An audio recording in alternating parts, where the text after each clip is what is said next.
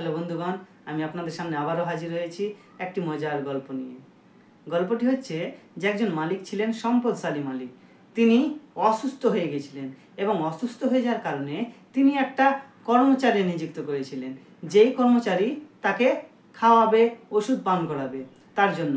তো তিনি যে কর্মচারীটা নিযুক্ত করেছিলেন তাকে বলেছিলেন যে তুমি 1 লিটার করে দুধ কিনবে এবং আমাকে খাওয়াবে গরম করে। তখন সেই কর্মচারী কী করলেন, যে 1 লিটার দুধ খাওয়াতেন, তাতে থেকে কিছু পরিমাণ তিনি দুধ খেয়ে নিত এবং বাকিটা জল মিশিয়ে তাকে দুধ খাওয়াতো। এইভাবে কিছুদিন যেতে যেতে একজন ব্যক্তি এসে বলছেন যে মালিক, আপনি যে কর্মচারী নিযুক্ত করেছেন সে আপনার সাথে কিন্তু ধোঁকাবাজি করছে। তখন মালিক বললেন, কি হয়েছে? বলছে যে আপনি যে 1 লিটার দুধ কিনতে বলেছিলেন তাতে থেকে কিছু দুধ সে পান করে নিচ্ছে।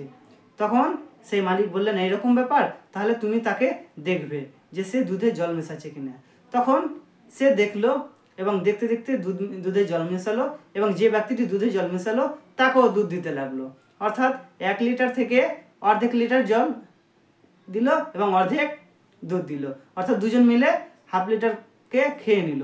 এবার এইভাবে যেতে যেতে কিছুদিন যেতে যেতে আরেকজন ব্যক্তি বলল, মালিক, আপনি যে দুজন কর্মচারী নিযুক্ত করেছেন তারা তো আপনার সাথে বেইমানি করছে, যে আপনাকে 1 লিটার দুধের মধ্যে অর্ধেক লিটার জল দিচ্ছে এবং অর্ধেক লিটার দুধ দিয়ে আপনাকে মিশিয়ে দিচ্ছেন। তখন মালিকটি বললো, এরকম ব্যাপার, তাহলে তুমি তারা দুজনকে দেখবে।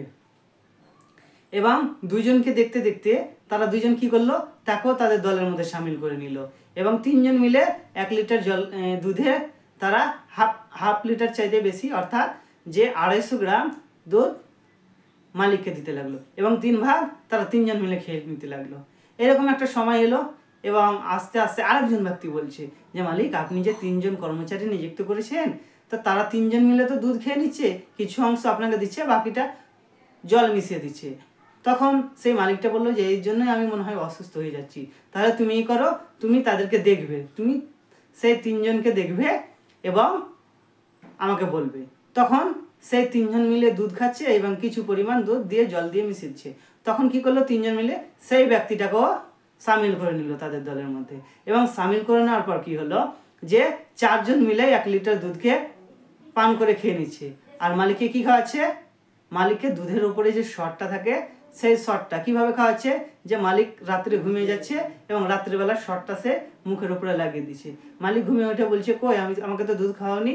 তখন 4 জন মিলে বলছে, মালিক, আপনি তো দুধ অনেক পান করেছেন, দেখেন আপনার মুখে লেগে আছে এখনো শটগুলো।